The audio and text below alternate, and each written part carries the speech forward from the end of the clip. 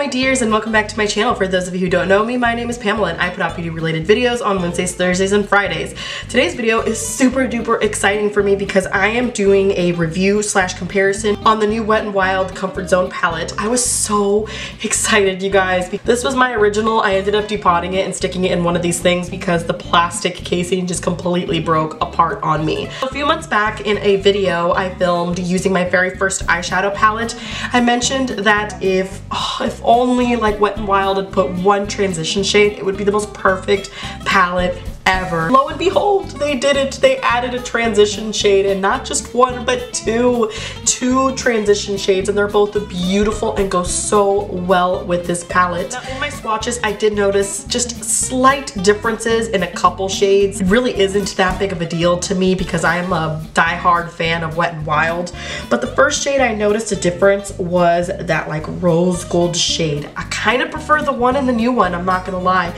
The new one has a little bit more pink to it, and it has just a lot more like little particles or little shimmery particles that just looks stunning. So I do prefer the new one to the old one. Another difference I noticed was in the silver shade. Now the silver shade in the original is very cool toned and I love that about it.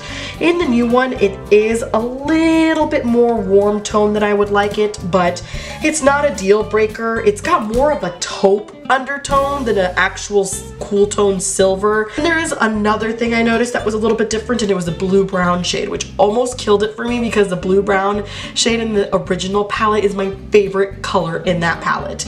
But the blue brown in the new one and in the old one both swatched identical when it comes to finger swatches in my opinion. However, putting it on my eyelid was a little bit difficult, and you'll see that in my tutorial.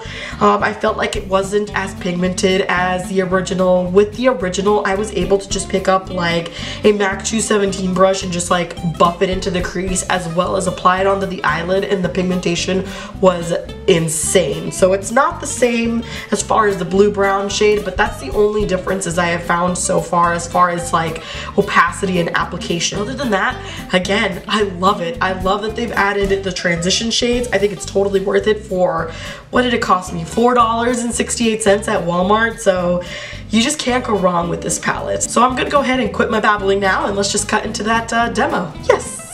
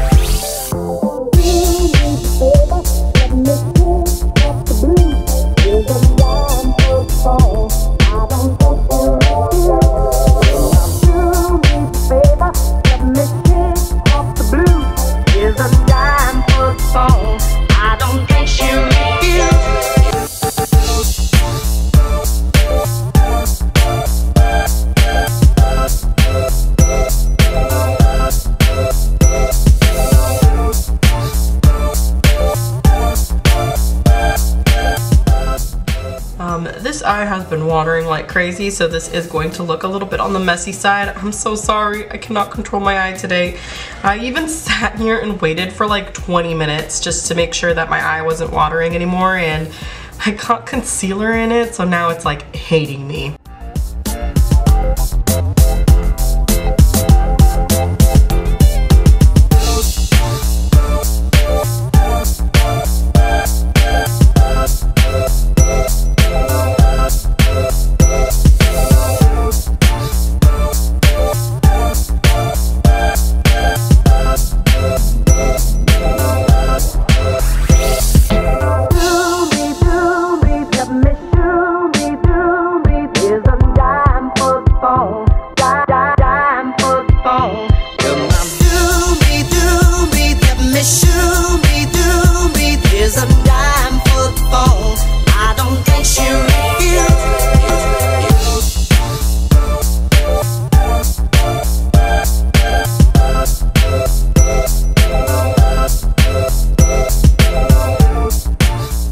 and that's all I've got for you guys today. So hopefully you enjoyed my sort of little review and comparisons of the Wet n Wild Comfort Zone palette.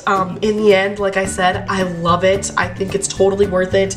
I wasn't really interested in picking up any of the other eyeshadow palettes. They didn't really call my name like obviously this one did, but I may end up just purchasing one more down the line. I'm not sure which one, so if you like any of the other ones, like let me know which one you like besides the Comfort Zone if you do have any of these palettes. So yeah, if you like this video, please don't forget to give it a thumbs up, subscribe to my channel, and spread my love for makeup, and I will see you guys tomorrow. Bye-bye.